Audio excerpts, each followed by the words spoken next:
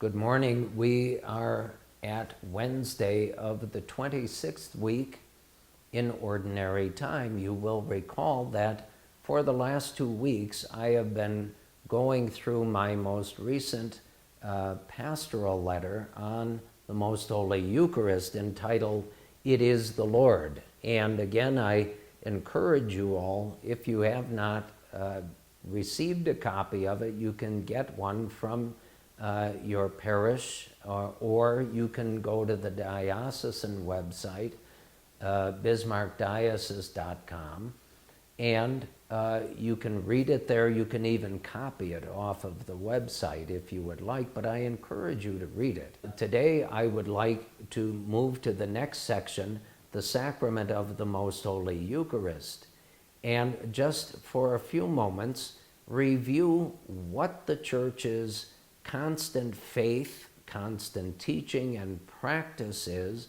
regarding the Sacrament of the Most Holy Eucharist. A few things I will actually read to you this week from the pastoral letter, because it is important that we understand that the Most Holy Eucharist is, as the Vatican Council Fathers taught us, the very source and the summit of our lives as Catholics in this world.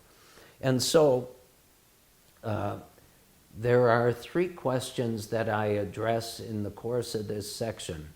I'll just read the questions to you. You can read the whole section for yourself.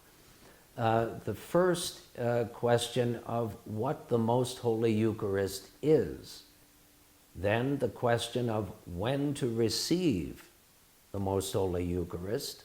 And the final question, when not to receive the Most Holy Eucharist. We often don't think of that last question. But again, just to remind you, from last week, I noted that some of the sacraments, some of the 7 sacraments, we receive just once in a lifetime. A few of the sacraments we can receive periodically through the course of our lives. But 2 of the sacraments, the Most Holy Eucharist and the Sacrament of Penance, we can receive as often as we need to. And the Church encourages all of us to receive Holy Communion frequently. It doesn't set a schedule for us, but it also encourages us to be properly prepared and disposed to receive the Holy Eucharist worthily and fruitfully. And so just for a few elements of Church doctrine regarding the Most Holy Eucharist, we'll look at that first question. What is the Most Holy Eucharist? And I'll read what I wrote here. Simply stated, the Most Holy Eucharist is the sacrament of the body, blood, soul, and divinity of Jesus Christ. That has been the constant teaching of the Church from apostolic times. The Church has never changed that. And I continue, the Lord Jesus instituted this sacrament at the Last Supper, that we all know, on the night before he died by crucifixion on Good Friday. And I finish by saying, in the Holy Eucharist, Jesus gives us his own body and blood as spiritual food, filling us with sanctifying grace and uniting us more fully to himself and his mystical body, the Church. That's what the Most Holy Eucharist is. And you can see why the Council Fathers of Vatican II said what they said, in that it is the source and summit of our very lives. Then I explain what, when the Church refers to 2 things, the real presence of Christ in the Holy Eucharist, and when the Church teaches the doctrine of transubstantiation. I won't read those. I'll let you read those yourself. But it's not difficult to understand by any means if we understand certainly what the Most Holy Eucharist is. Let me look briefly at when to receive the Holy Eucharist. Now, the Church has taught us that, and it's in any number of papal encyclicals down through the last several hundred years. It was placed in the 1917 Code of Canon Law. It remains in the Revised Code of Canon Law of 1983. And the Church says that any person who has achieved the age of reason, which the Church says is 7 years of age, is able to and should receive Holy Communion. But the Church also tells us that once we've received our first Holy Communion, then we should frequently receive Holy Communion. But as I said earlier, the Church doesn't kind of give us a calendar of times to receive Holy Communion. The Church encourages us, if we're not in the state of mortal sin, to receive Holy Communion daily. But certainly, as a rule of thumb for Catholics, you know that we're all obliged, under the pain of mortal sin, to go to Mass on every Sunday and every holy day of obligation.